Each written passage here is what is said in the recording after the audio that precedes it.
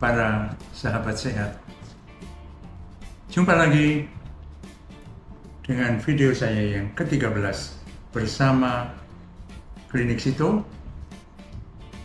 Saya Dr. Budi Pranowo, spesialis penyakit dalam di Klinik Eksekutif Sito, Yogyakarta.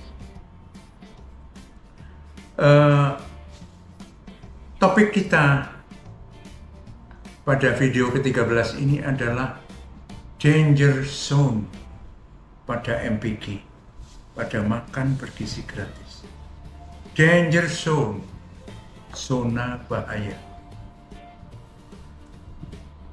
Tampaknya serem ya. Ya, tapi mari kita bahas. Bukan untuk menakut-nakuti, tapi mari kita waspadai, kita bikin rambu-rambu supaya MPG bisa aman. Tujuan MPG atau makan bergizi gratis ialah memenuhi kebutuhan gizi anak-anak Indonesia, terutama bagi golongan kurang mampu. Program ini adalah bagian dari visi Asta Cita untuk mencapai kemajuan dan kemakmuran bangsa Indonesia dengan fokus keberlanjutan pembangunan menuju Indonesia Emas 2045.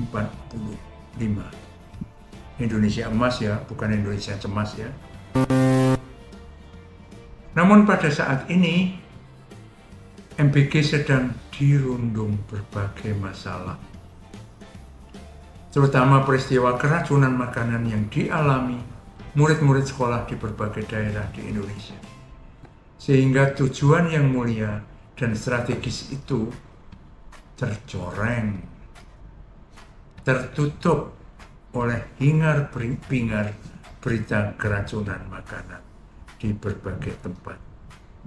Keracunan makanan memang lebih mudah terjadi pada pelayanan makan bersama yang melayani ribuan orang. Kalau kita hanya makan sekeluarga 5 orang ya lebih mudah dikelola. Tapi kalau ribuan orang, itu celah keracunan lebih lebar. Tetapi keracunan itu hanya bisa terjadi jika persiapan, pengolahan, dan penyajian makanan tidak dipersiapkan dengan baik. Jika perhelatan itu dikelola dengan saksama, MPG akan bisa terlaksana dengan baik. Kebanyakan yang keladi keracunan makanan ialah kuman patogen, kuman perusak.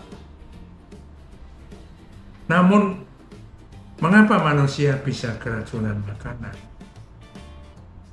Sebetulnya tidak aneh, karena secara alamiah makanan itu sendiri memang bisa kemasukan kuman, bisa mengandung kuman, bisa ketempelan kuman. Hampir semua makanan bisa ketempelan. Karena secara alami, kuman ini terdapat di dunia ini. Bagian dari keragaman hayati. Di kulit kita pun ada kuman. Di rambut kita ada kuman. Maka di makanan alami ada kuman. Ya, mentah. Kalau olahan makanan bagaimana? Makanan yang sudah diolah. Kalau sudah diolah, persis sudah diolah aman. Tapi makanan olahan juga bisa tercemar kuman pada keadaan tertentu. Nah, kuman apa saja yang ada pada bahan makanan? Sayuran dapat mengandung kuman Escherichia coli, Salmonella, dan Listeria. Demikian pula buah-buahan. Maka dalam program MPG, sayuran haruslah dimasak terlebih dahulu. Jangan menghidangkan sayuran mentah. Demikian pula buah harus dikupas dulu dan dikemas dengan baik. Daging bagaimana? Wah, daging kumannya lebih banyak. Daging sapi, kambing, babi, ayam, ikan, udang sering mengandung kuman Campylobacter jejuni, Escherichia coli, khususnya varian EPEC dan ETEC, Listeria monocytogenes, dan Salmonella enteritidis maupun Salmonella typhimurium. Maka daging, ayam, ikan harus dimasak sampai matang. Jangan dimakan mentah, jangan disajikan mentah. Dan pemasakan haruslah matang sempurna. Nah, ada tambahan di negara maju sekarang muncul anjuran agar daging atau ayam tidak usah dicuci dulu sebelum dimasak untuk mencegah penyebaran kuman atau cross contamination. Ya, perihal cuci-mencuci ini ada video sendiri ya. Tadi yang video kami yang ke-11. Kalau ini yang ke-13 ya. Nasi, bakmi, bihun, soun, kentang, dan lain-lain juga mudah tercemar kuman jika dibiarkan di tempat terbuka. Atau dalam bahasa Inggris disebut leftover selama lebih dari 2 jam. Yaitu kuman Staphylococcus aureus dan Bacillus cereus. Sialnya, suhu udara di Indonesia ini memang suhu yang cocok untuk pertumbuhan kuman-kuman. Nah, paparan kuman ini